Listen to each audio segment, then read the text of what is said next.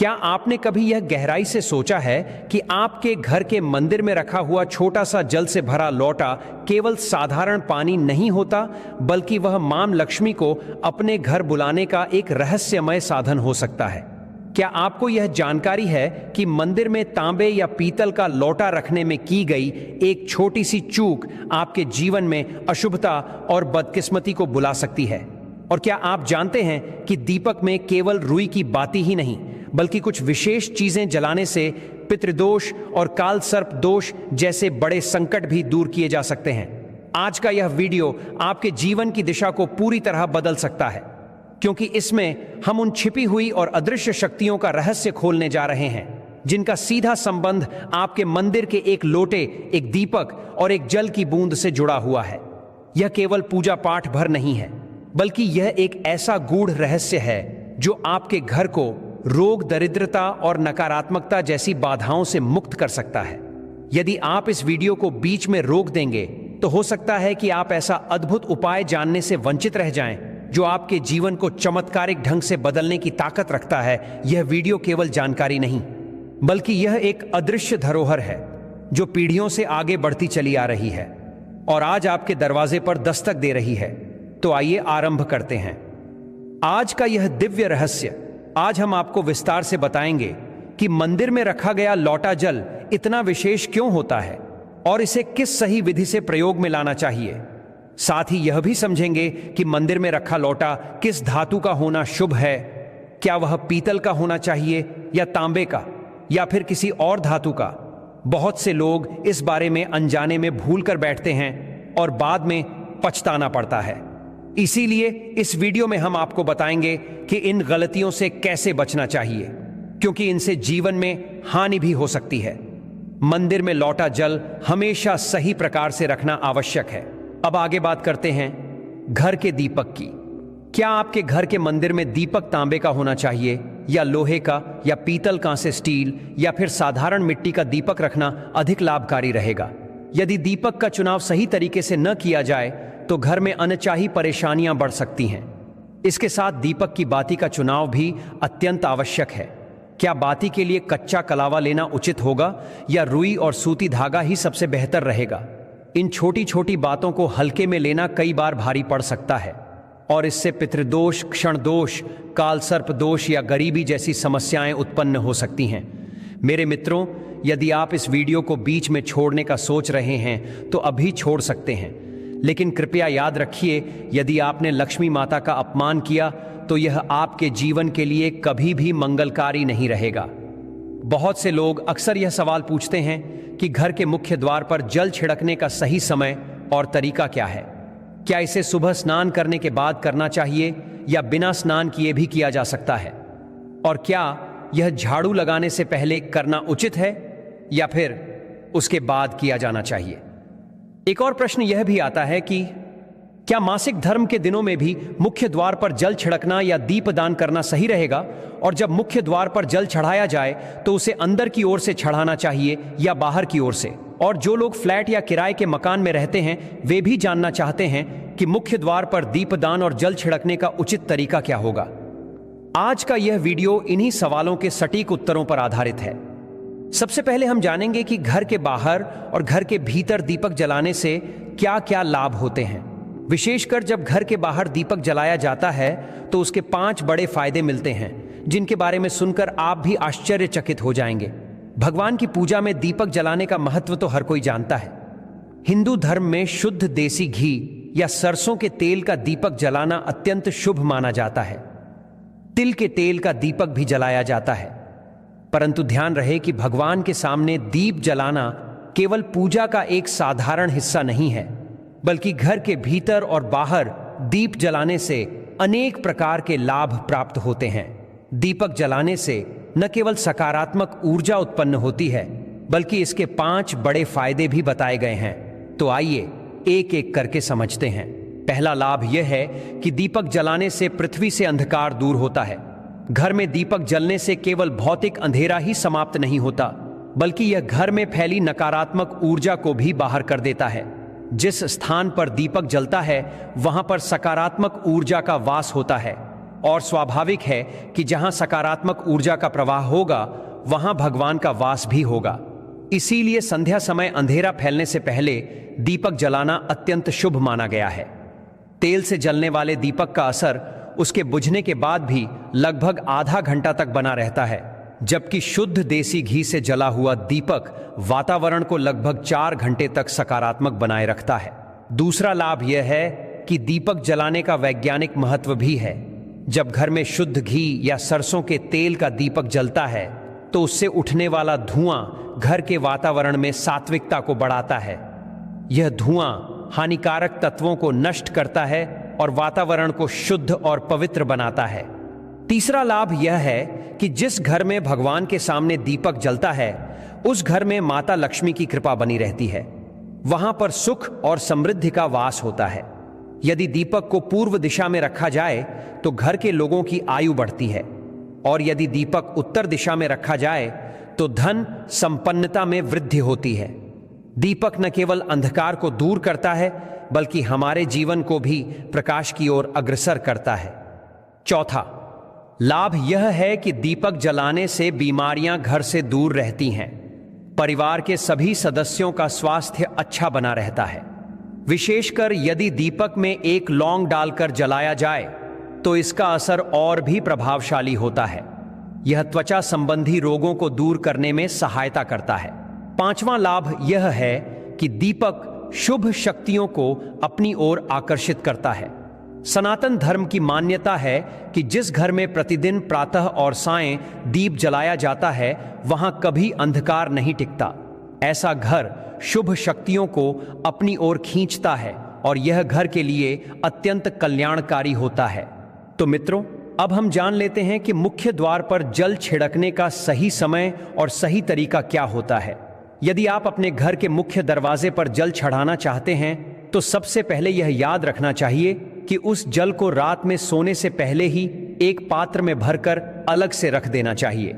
इस काम के लिए आप किसी भी धातु का पात्र ले सकते हैं, जैसे तांबे का, पीतल का, स्टील का या फिर चांदी का। यदि आपके पास गंगा जल उपलब्ध है तो उसमें थोड़ी मात्रा अवश्य डालें और फिर शुद्ध जल से उस पात्र को पूरा भर दें। और अगर गंगा जल नहीं है तो केवल साधारण शुद्ध जल भी पर्याप्त है।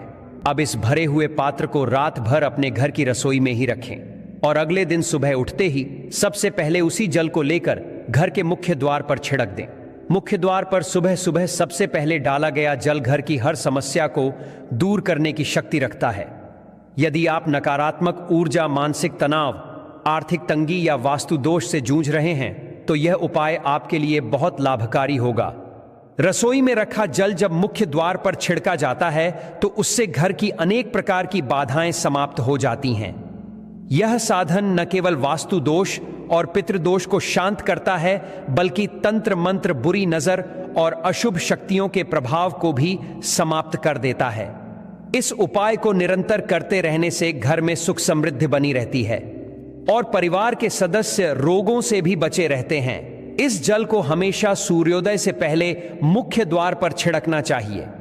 यदि सूर्योदय के बाद आप मुख्य द्वार को किसी और जल से धोना चाहें तो यह अलग बात है, लेकिन यह विशेष रखा गया जल सूर्योदय से पहले ही छिड़कना चाहिए। कई लोग यह सवाल करते हैं कि क्या जल छिड़कने से पहले स्नान करना आवश्यक है या बिना स्नान किए भी यह कार्य किया जा सकता है। देखिए, सुबह जो जल हम मुख्य द्वार पर छिड़कते हैं वह एक अत्यंत महत्वपूर्ण उपाय है। इसे करने के लिए स्नान करना जरूरी नहीं है, आप बिना स्नान किए भी इसे कर सकते हैं। आपको करना यह है कि सुबह जल्दी उठें, सबसे पहले रसोई में जाएं और वहां पहले से रखा जल उठाकर सीधे मुख्य द्वार तक जाएं, दरवाजा खोलें और पूरे श्रद्धा भाव से इस जल का छिड़काव करें। जब जल छिड़कें तो अपने पितरों और मां लक्ष्मी का ध्यान अवश्य करें। ऐसा विश्वास किया जाता है कि सुबह के समय मां लक्ष्मी हर घर के द्वार पर आती हैं और जिन घरों के द्वार खुले रहते हैं तथा जहां पर शुद्ध जल का छिड़काव किया गया होता है वहां माता लक्ष्मी स्वयं प्रवेश करती हैं। इसलिए जल छिड़कते समय अपने मन में मां लक्ष्मी से प्रार्थना करें, हे मां लक्ष्मी, कृपया मेरे घर में प्रवेश करें, मैं आपके स्वागत के लिए तैयार हूं। इसके बाद अपने पितरों का स्मरण अवश्य करें, क्योंकि घर की दहलीज को पितरों का स्थान माना गया है। जब आप दहलीज पर जल छिड़कते हैं तो पितर प्रसन्न होते हैं और अपने आशीर्वाद से आपको कृतार्थ करते हैं। अब एक और सवाल आता है कि क्या यह जल झाड़ू लगाने के बाद छिड़कना चाहिए, या पहले तो इसका उत्तर यह है कि सुबह उठने के बाद आपका सबसे पहला कार्य यही होना चाहिए कि आप मुख्य द्वार पर जल छिड़कें। इसके बाद आप झाड़ू लगा सकते हैं और अपनी दिनचर्या शुरू कर सकते हैं। सुबह जब आप नींद से उठें तो सबसे पहले अपने बिस्तर पर बैठकर दोनों हथेलियों को देखें और मां लक्ष्मी का ध्यान करें। यदि आप चाहें तो एक सरल मंत्र का उच्चारण भी कर सकते हैं, जो इस प्रकार है: कराग्रे वस्ते लक्ष्मी कर मध्य सरस्वती कर मूले स्थितो ब्रह्मा प्रभाते कर दर्शनम। इसके बाद अपने दोनों हाथ जोड़कर देवी देवताओं को प्रणाम करें। फिर अपने हाथों से धरती को स्पर्श करके धरती माता को प्रणाम करें और धीरे से अपना दाहिना पैर जमीन पर रखें। फिर रसोई में जाएं, वहां रखा जल उठाएं और मुख्य द्वार पर आकर उसका छिड़काव करें। जल छिड़कते समय मन में मां लक्ष्मी और पितरों दोनों का ध्यान अवश्य करें। इसके पश्चात आप घर के अंदर वापस आकर झाड़ू लगाना, स्नान करना या अन्य कार्य कर सकते हैं। कुछ लोगों का प्रश्न यह भी होता है कि क्या जल छिड़कने के बाद मुख्य द्वार की सफाई की जा सकती है? तो इसका उत्तर है हां। पहले रसोई में रखा जल मुख्य द्वार पर छिड़कें और उसके बाद यदि आप चाहें तो अतिरिक्त पानी लेकर मुख्य द्वार की अच्छी तरह सफाई कर सकते हैं, चाहे झाड़ू से करें या पानी से धोकर साफ करें।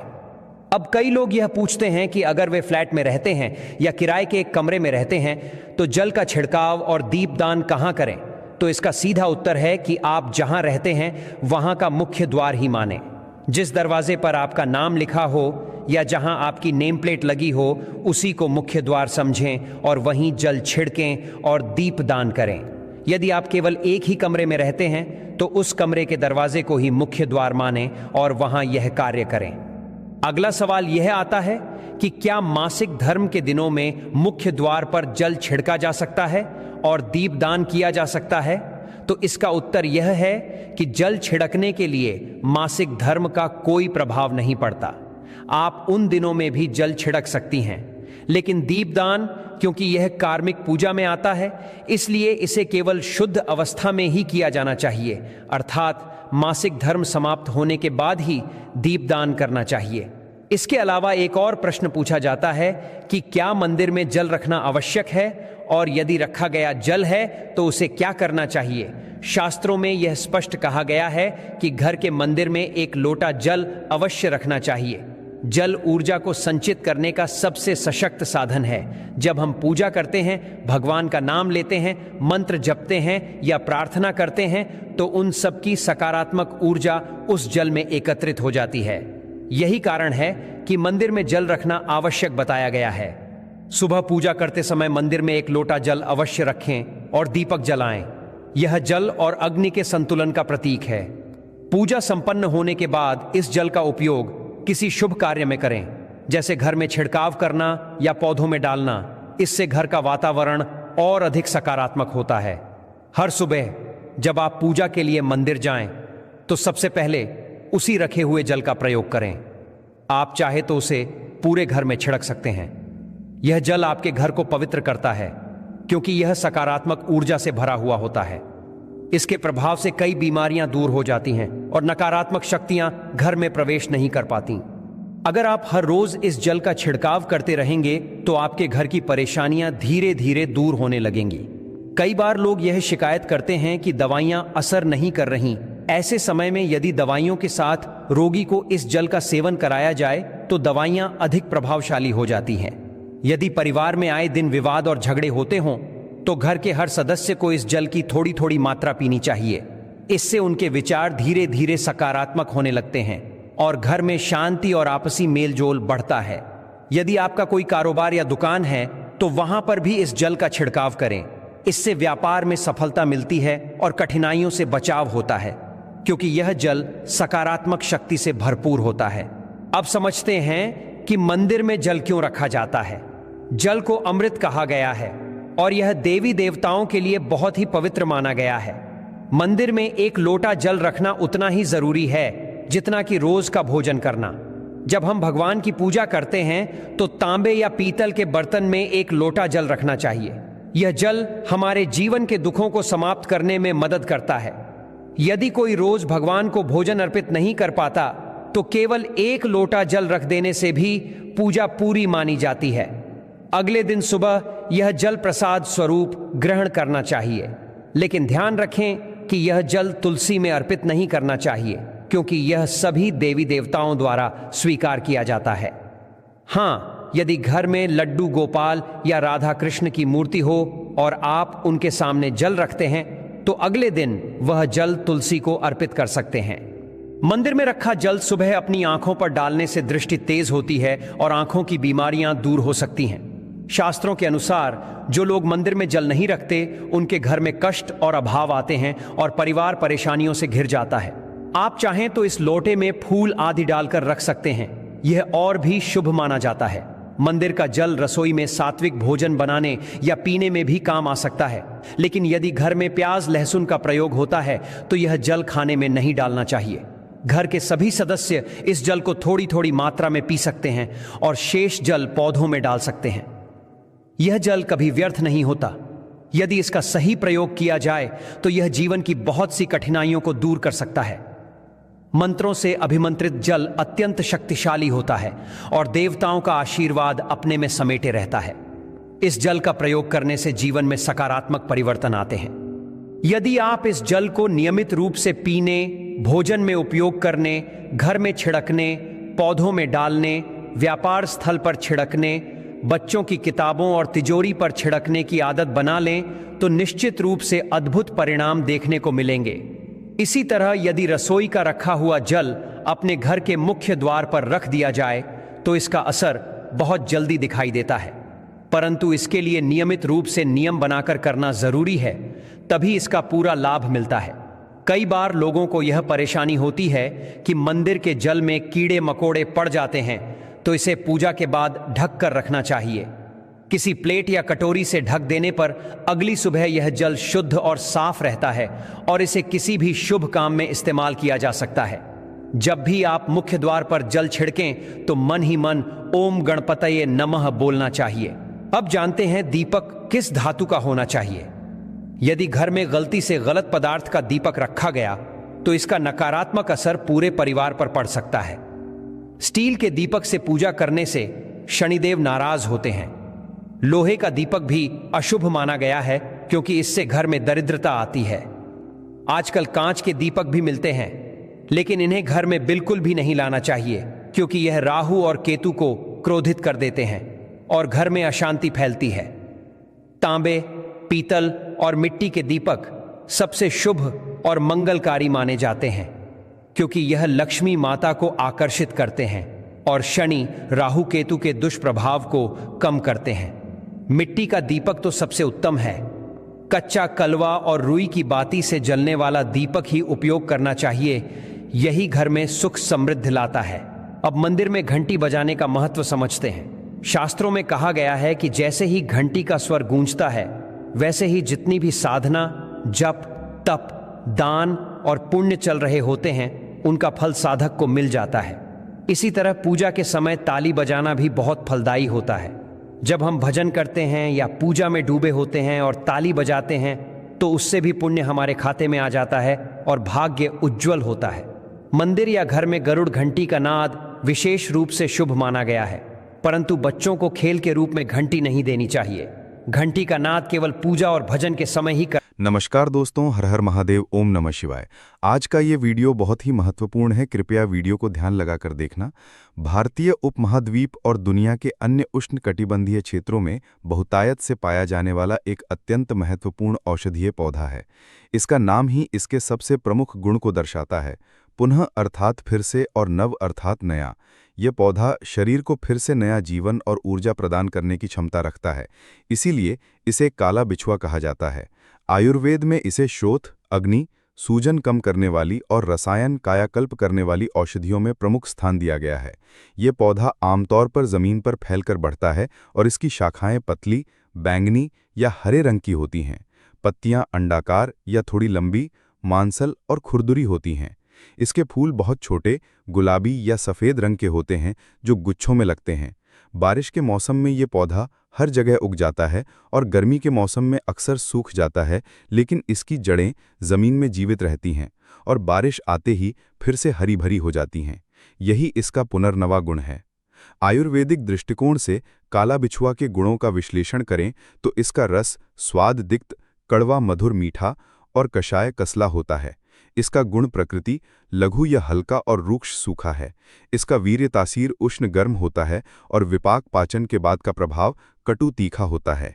इन गुणों के कारण ये वात और कफ दोषों का शमन करता है, जबकि पित्त दोष को थोड़ा बढ़ा सकता है। आधुनिक विज्ञान ने भी काला बिछुआ के औषधीय गुणों की पुष्टि की है। काला बिछुआ या बघनखी के कई औषधीय गुण हैं, जिनमें मुख्य रूप से सूजन और दर्द से राहत, रक्तचाप और रक्त शर्करा को नियंत्रित करना और त्वचा तथा बालों के स्वास्थ्य को बढ़ावा देना शामिल है। इसके पत्तों और जड़ों का उपयोग गठिया, एलर्जी और आंतरिक रक्तस्राव जैसी समस्याओं के लिए किया जाता है। वहीं इसके तेल का उपयोग बालों की सफ़ेदी रोकने और जोड़ों के दर्द से राहत पाने के लिए भी किया जा सकता है। काला बिछुआ के औषधीय गुण और उपयोग: सूजन और दर्द से राहत। इस पौधे में एंटी इन्फ्लेमेटरी, सूजन रोधी और दर्द निवारक गुण होते हैं, जिससे गठिया और पीठ के निचले हिस्से के दर्द में आराम मिलता है। इसके पत्तों को सरसों के तेल में पकाकर लगाने से जोड़ों के दर्द में लाभ होता है। रक्तचाप और रक्त शर्करा नियंत्रण। काला बिछुआ रक्तचाप और रक्त शर्करा के स्तर को नियंत्रित करने में मदद कर सकता है। त्वचा और बालों का स्वास्थ्य। यह मुहासे और एक्जिमा जैसी त्वचा की समस्याओं को ठीक करने और घने चमकदार बालों के विकास को बढ़ावा देने में सहायक होता है। बालों के तेल में इसके फलों के तेल का उपयोग करने से समय से पहले बालों की सफ़ेदी होने की समस्या से राहत मिल सकती है। रक्त विकारों का उपचार। यह एक रक्त शोधक के रूप में काम करता है, रक्त निर्माण को बढ़ाकर और हीमोग्लोबिन के स्तर को बढ़ाकर एनीमिया में भी मदद करता है। श्वसन और मूत्र संबंधी समस्याओं में सहायक। बिछुआ श्वसन संबंधी समस्याओं जैसे प्रकृति के कारण ये गठिया, जोड़ों के दर्द और अन्य सूजन संबंधी बीमारियों में बहुत प्रभावी है। ये एक अच्छा रसायन भी है जो उम्र बढ़ने की प्रक्रिया को धीमा करता है, प्रतिरक्षा प्रणाली को मजबूत करता है और शरीर को समग्र रूप से शक्ति और ऊर्जा प्रदान करता है। संक्षेप में, काला बिछुआ केवल एक खरपतवार नहीं, बल्कि प्रकृति का एक अनमोल वरदान है जो शरीर को भीतर से शुद्ध और नवीन बनाता है। दोस्तों, अभी तक आपने वीडियो को लाइक और चैनल को सब्सक्राइब नहीं किया है तो जल्दी से सब्सक्राइब कर लें। दोस्तों, हिंदू धर्म ग्रंथों और पौराणिक कथाओं में वनस्पतियों को केवल पौधे नहीं बल्कि दिव्य शक्तियों का अंश माना गया है। कई जड़ी बूटियों की उत्पत्ति देवताओं, ऋषियों या विशेष पौराणिक घटनाओं से जुड़ी हुई है।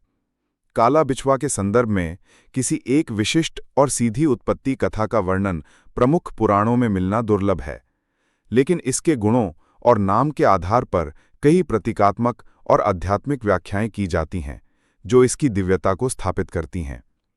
काला बिछुआ शब्द का अर्थ है पुनः नया करने वाला। ये नाम स्वयं में एक पौराणिक कथा के बीच छिपाए हुए है। ये उस दिव्य शक्ति का प्रतीक है जो क्षय को रोककर जीवन का संचार करती है। इसकी उत्पत्ति को अक्सर देवताओं के वैद्य अश्विनी कुमारों और महान ऋषि च्यवन की कथा से जोड़ा जाता है। च्यवन ऋषि ने वृद्धावस्था में इतना कठोर तप किया कि उनका शरीर जर्जर हो गया और दीमकों ने उन पर अपनी बांबी बना ली। जब राजकुमारी सुकन्या ने भूलवश उनकी आंखों को फोड़ दिया तो प्रायश्चित स्वरूप उन्होंने ऋषि से विवाह कर लिया। बाद में देवताओं के वैद्य अश्विनी कुमारों ने च्यवन ऋषि पर कृपा की और उन्हें एक विशेष रसायन औषधि का सेवन कराया, जिससे उनका जर्जर शरीर पुनः युवा और कांतिमय हो गया।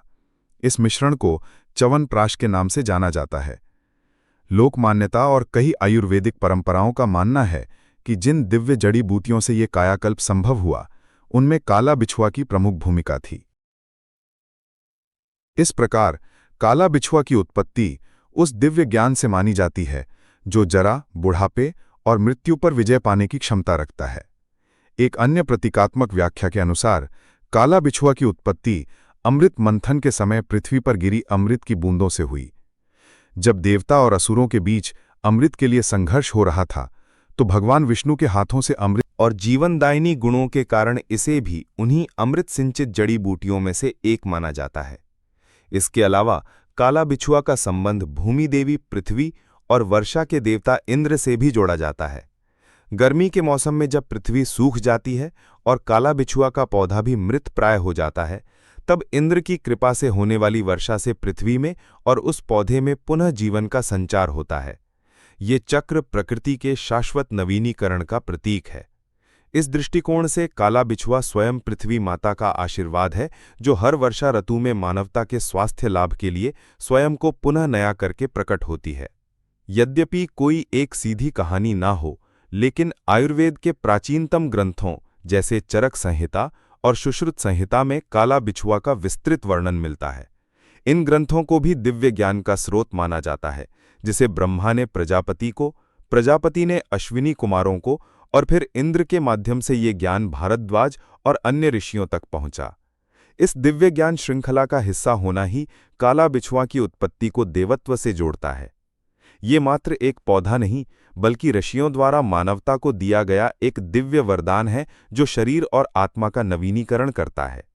तंत्रशास्त्र एक गूढ़ और रहस्यमयी विद्या है, जो ब्रह्मांड की ऊर्जाओं को नियंत्रित कर सांसारिक और आध्यात्मिक लक्ष्यों की प्राप्ति पर केंद्रित है। इस विद्या में मंत्र, यंत्र और विभिन्न प्रकार की प्राकृतिक वस्तुओं का प्रयोग किया जाता है, जिनमें जड़ी बूटियों का स्थान अत्यंत महत्वपूर्ण है। वनस्पतियों को मात्र भौतिक पदार्थ नहीं, बल्कि विशेष शक्तियों और अधिष्ठात्री देवों की जीवंत ऊर्जा का स्रोत माना जाता है। काला बिछुआ अपने नाम और गुणों के अनुरूप तंत्र में कायाकल्प, आकर्षण, सुरक्षा और जीवन ऊर्जा के संवर्धन के लिए एक अत्यंत शक्तिशाली उपकरण के रूप में प्रयोग की जाती है। इसका तांत्रिक प्रयोग गहन और विविध है, जो साधक के उद्देश्य और क्रिया की प्रकृति पर निर्भर करता है। काला बिछुआ का तांत्रिक महत्व। तंत्र की दृष्टि में काला बिछुआ पृथ्वी तत्व की प्रचुर ऊर्जा को धारण करती है। इसकी जड़ें, जो भूमि के भीतर गहरी जाती हैं, वे पाताल की रहस्यमयी शक्तियों से संबंध स्थापित करती हैं, जबकि इसका जमीन पर फैलना सांसारिक विस्तार और प्रभाव का प्रतीक है। इसका उष्ण वीर्य, गर्म तासीर, शरीर और सूक्ष्म जगत में अग्नि तत्व को जागृत करता है, जो ऊर्जा रूपांतरण और इच्छा शक्ति के लिए आवश्यक है। पुनः नया करने का इसका गुण केवल शारीरिक कायाकल्प तक सीमित नहीं है, बल्कि ये दुर्भाग्य को सौभाग्य में, बीमारी को स्वास्थ्य में और नकारात्मक ऊर्जा को सकारात्मक ऊर्जा में बदलने की क्षमता का प्रतीक है। इसका संबंध शुक्र ग्रह की ऊर्जा से भी माना जाता है, जो जीवन, प्रेम, सौंदर्य और भौतिक सुखों का कारक है। विभिन्न तांत्रिक प्रयोगों में पुनर्वा का प्रयोग षटकर्म, शांति, वशीकरण, स्तंभन, विद्वेषण, उचाटन, मारण से लेकर धन, स्वास्थ्य और सौंदर्य वृद्धि तक के विभिन्न अनुष्ठानों में किया जाता है। नीचे इसके कुछ प्रमुख तांत्रिक प्रयोगों का विस्तृत वर्णन दिया गया है। 1. वशीकरण और मोहन। वशीकरण तंत्र का एक महत्वपूर्ण अंग है, जिसका उद्देश्य किसी व्यक्ति या समूह को अपने अनुकूल बनाना है। काला बिछुआ का प्रयोग सात्विक वशीकरण के लिए अधिक किया जाता है, जैसे पारिवारिक संबंधों में सुधार, अधिकारियों को अनुकूल बनाना या सामाजिक प्रभाव बढ़ाना। काला बिछुआ मूल जड़ का प्रयोग रवि पुष्य या गुरु पुष्य नक्षत्र में जब चंद्रमा शुक्ल पक्ष में हो, तब साधक को मौन व्रत रखकर पीले वस्त्र धारण कर काला बिछुआ के पौधे के पास जाना चाहिए। पौधे से एक दिन पहले ही उसे निमंत्रण दिया जाता है, जिसमें उससे अपनी शक्ति प्रदान करने की प्रार्थना की जाती है। अगले दिन किसी नुकीले औजार, लोहा नहीं, जैसे लकड़ी या चांदी की कील से पौधे के आसपास की मिट्टी खोदकर उसकी जड़ को बिना खंडित किए निकाला जाता है। अभिमंत्रण इस जड़ को गंगाजल या कच्चे दूध से धोकर पूजा स्थान पर स्थापित किया जाता है।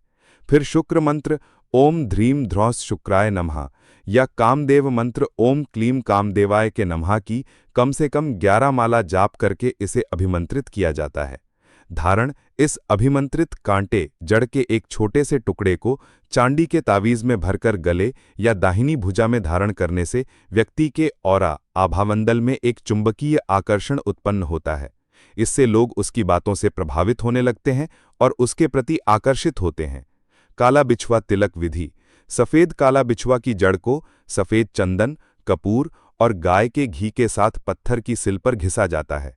इस लेप को बनाते समय निरंतर आकर्षण मंत्र का जाप किया जाता है।